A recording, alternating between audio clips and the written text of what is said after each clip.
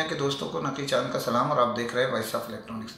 दोस्तों, पाकिस्तान में मुख्तलिफ चाइनीज़ ब्रांड डायरेक्ट और अपने डिस्ट्रीब्यूटर की हैसियत से काम कर रहे हैं। इसी में एक मारूफ ब्रांड जो दुनिया के मारूफ चाइनीज़ ब्रांड के साथ अटैच था, ज़ेली इदारे की हैसियत से काम कर रहा था, उसने अपनी रुख चेंज किया और चेंज करने के बाद पाकिस्तान में डायरेक्ट असेंबलिंग प्लांट के ज़रिए स्टॉक देना शुरू किया। उसके लिए उन्होंने 3 डिस्ट्रीब्यूटर पाकिस्तान के 3 जोन के हिसाब से मुकर्रर कर दिए, साउथ, नॉर्थ और सेंट्रल के। इन 3 डिस्ट्रीब्यूटर के हैसियत से उन्होंने काम का आगाज़ किया और बहुत तेज़ी से पाकिस्तान में, क्योंकि वो पहले ही नाम के हिसाब से पॉपुलर थे और उसमें उन्हें मज़ीद डिस्ट्रीब्यूटर की मदद या कमक जो भी आप समझें, उनको सपोर्ट मिल गई। तो उनको डायरेक्ट तो अपने मरासिम थे ही,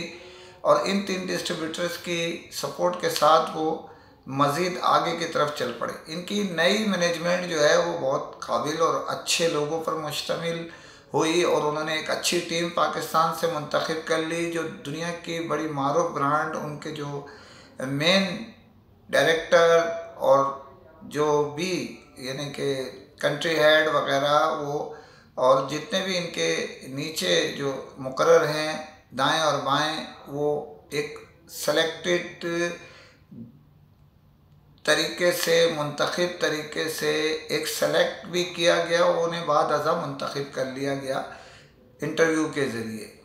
तो उनको बहुत तेज़ी से अपनी जो ब्रांड को सपोर्ट थी उससे उन्हें हासिल हो सकी और पाकिस्तान में तेज़ी से उन्होंने नेटवर्क भी अपना बना लिया। अब उस ब्रांड जो कि तकरीबन इस साल के इब्तदाई दिनों से गुज़िश्ता साल के आखिर में उन्होंने अपना नया सिस्टम मुतारफ़ कराया और यहाँ पर जो गुज़िश्ता चंद महीनों से काम शुरू कर दिया अपने एमडीज़ के साथ बतवस्सुत डिस्ट्रीब्यूटर के, वाया डिस्ट्रीब्यूटर। तो उसमें तेज़ी से अपनी बेहतरी की तरफ गए वो, और इसी में अब इत्तला के मुताबिक, जो कि वॉइस ऑफ इलेक्ट्रॉनिक्स पहले ही आपके इल्म में ला चुका है और आपको बता चुका है कि एक नए सुतून का इजाफ़ा होने जा रहा है, और वो सुतून आपको जल्द ही इन जो नेटवर्क है इस इदारे के जो चल रहा है पाकिस्तान में, उनमें वो शामिल हो जाएगा। अब हमारा सवाल ये है, क्या वो किसी डिस्ट्रीब्यूटर को हटने के बाद आएगा या वो पूरे पाकिस्तान में काम करेगा?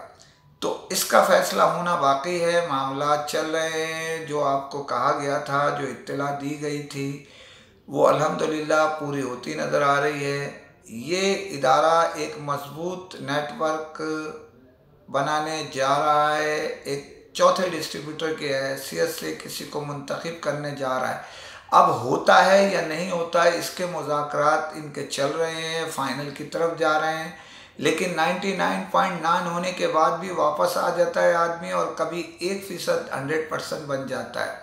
तो हम ये नहीं कह सकते कैसे होगा, लेकिन हमारी इत्तला ये कह रही है कि अब चौथा डिस्ट्रीब्यूटर तकरीबन मामलात आखिरी स्टेज पे चले गए हैं और इनका किसी वक्त भी इनके साथ मिलाप हो सकता है। वो मिलाप ये समझ लें कि एक बड़ी जो शख्सियत है मोबाइल इंडस्ट्री की, उनके ज़ेर सरपरस्ती हो सकता है। इसके अलावा ये भी हो सकता है कि कुछ इन 3 डिस्ट्रीब्यूटर में शायद किसी के साथ मामलात ऊंच नीच भी हो सकते हैं। हो सकता है पूरे पाकिस्तान की सतह पे आ जाए या चौथा डिस्ट्रीब्यूटर, हो सकता है कि किसी एक हिस्से को उन्हें दे दिया जाए। अब देखना यह है कि इस ब्रांड के तीनों जोन में, यानी साउथ, नॉर्थ और सेंट्रल में किस जगह ज़्यादा पोजीशन है, उसके हिसाब से देखा जाएगा।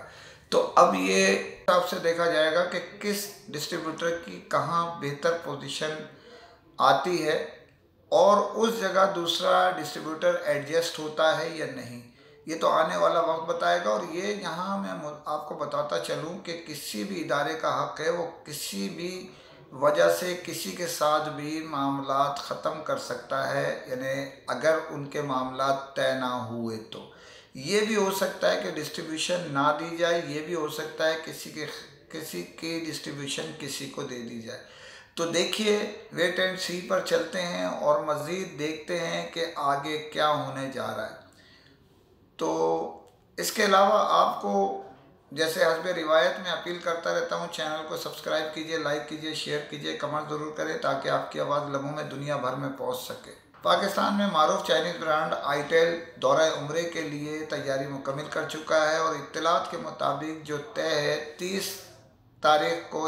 30 मार्च को इनकी फ़्लाइट ओके हो जाएगी और उम्रे के जितने इनके मुंतखब डीलर्स हैं जो 100 से ज़ायद हैं वो पाकिस्तान से उम्रे की सआदत के लिए रवाना हो जाएंगे और 3 तारीख यानी 3 अप्रैल को वापस आ जाएंगे। अगर पाकिस्तान में 29 का चांद हुआ तो 3 अप्रैल को पहला रोज़ा होगा, अगर 30 का चांद हुआ तो यकीनी तौर पे 4 अप्रैल को पहला रोज़ा होगा। तो इनको एडवांस मुबारकबाद के उम्रे की सआदत वो हासिल करना है। कुछ दोस्त हमारे इसकी मुद्दत बढ़ा लेंगे अगर वो चाहें कंपनी की तवस्सुत से, और अगर कुछ लोग जो है उसी तारीख पे वापस आना चाहें तो वो तो डेट तय है।